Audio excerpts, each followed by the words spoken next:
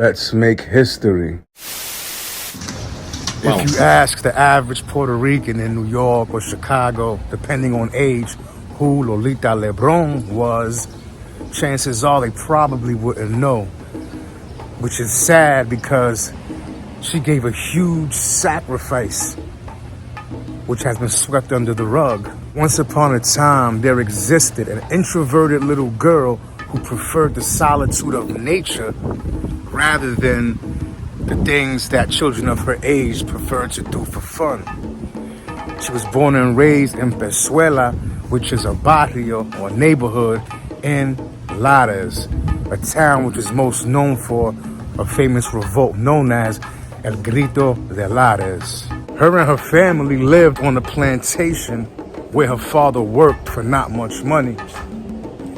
After her father passed, around the time she was about to hit 20 years old, she was both outraged and inspired by the Ponce Massacre, which is an event where the Puerto Rican Nationalist Party were holding a protest and demonstration, and they were fired on by police. A group of them were killed.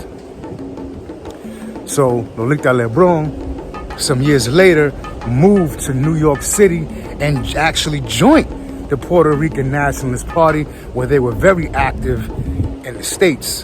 As far as ideology and nationalism, Lolita was a socialist with heavily feminist views. It didn't take her long to rise up through the ranks, and in 1954, she got a letter from the president of the Puerto Rican Nationalist Party, who was none other than Don Pedro Albizu Campos. And he advised her in the letter, which was from prison. He was serving time in prison for a major uprising.